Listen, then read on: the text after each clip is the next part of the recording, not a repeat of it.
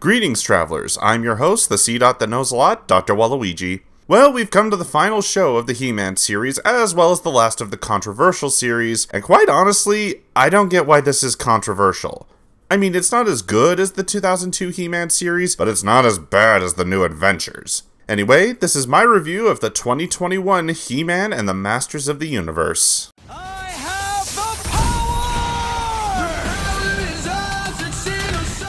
As I mentioned before, Netflix announced back in 2019 that they would be releasing two different He-Man shows. The first was Revelation, which was meant more for adults, while this show was intended for a younger demographic, and of the two previous He-Man related series, this one was less frustrating to watch because of the better writing and the creators' love of the show by adding elements that came from other He-Man series.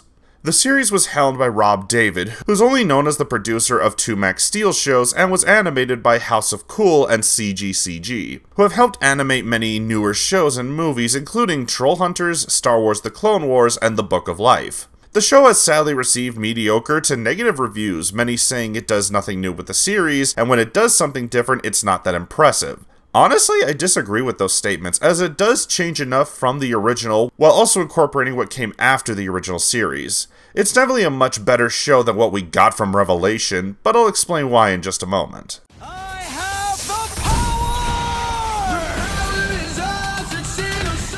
This show follows Adam and his friends going up against his uncle Keldor, who is trying to gain the power of Grayskull to overthrow his brother Randor, and become a king who rules with an iron fist.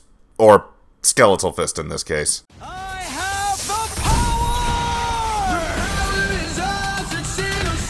This is where most of the changes came from, as we got different updates of the main cast. This version of Adam, played by Yuri Lowenthal, became an amnesiac who ends up living with a group of tribal warriors and then discovering his heritage and the power of Grayskull after his uncle Keldor, voiced by Benjamin Diskin, comes looking for him with the intention of killing him and taking the power for himself. The other major heroes are also changed for the better. Teela, voiced by Kimberly Brooks, is no longer a dumb musclehead that needs to prove herself, and is changed into a sly, cunning thief that uses tech as well as magic to fight her opponents, which I do find that it took over 4 decades to make a good version of this character. Duncan, aka Man-at-Arms, voiced by Anthony Del Rio, is a timider and more unsure of himself character, which I think works for this series as he's not meant to be Adam's mentor. That honor goes to Cringer, voiced by David Kaye, who acts as a surrogate father and mentor to Adam, which is awesome to see David Kaye returning to voice acting, especially to a character that I felt needed a massive improvement.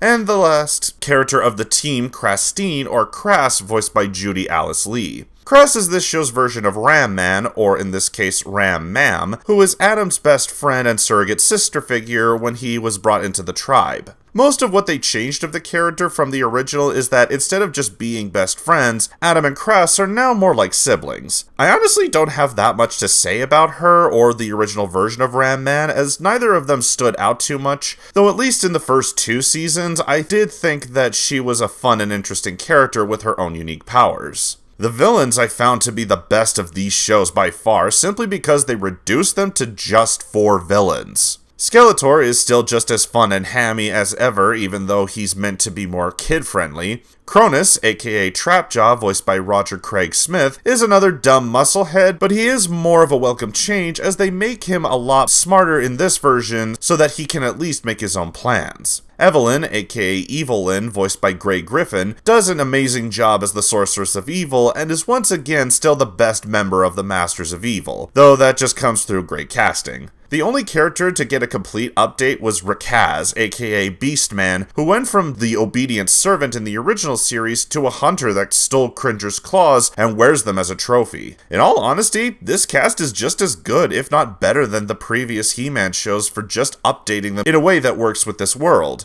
Even the side characters like Man-E-Face's King Randor and others are more interesting and unique to this world because they made small enough changes that it doesn't take away from what made them likable in previous series, unlike the last show that changed them way too much that they become unrecognizable.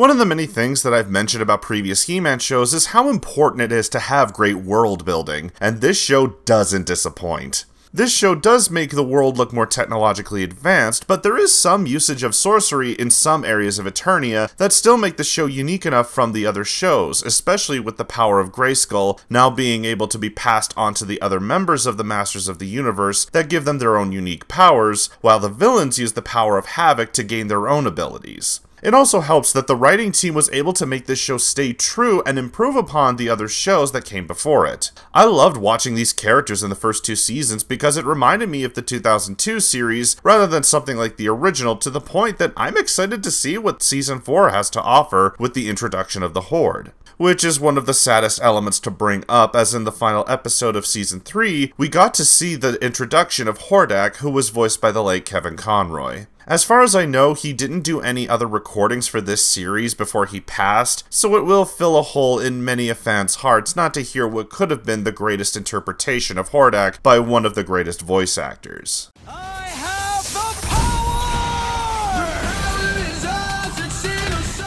To be honest, there are only 2 big things that I dislike about this show. One is the design. While I like most of the company's other animated series, this show's animation design is one that feels like the characters are a little too bulky and have a very early 2000s toy line style. It isn't that big of a problem, but while I was watching this show, I kept thinking that the designs for this show were reminding me of Hot Wheels Battle Force 5. It's not bad, but it does feel underwhelming at times. The other thing about this show I don't like is the 3rd season, with Crass's big villainous twist. It felt really forced and unnecessary, and just led to a much better planned villain than what we saw this season. Though I will admit, it was cool to hear Wallace Shawn play Orko and George Takei play Merman.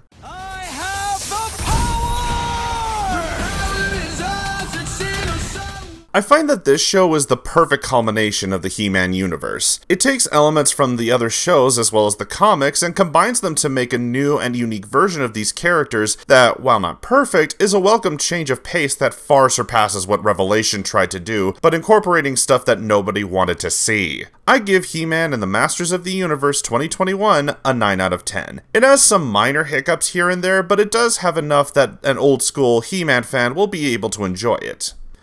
Well, that's all for now. Thanks for joining me on this little adventure into... boss? Yeah, what is it? You do know that there's still 2 months left of summer, right? Wait, what? I have the power!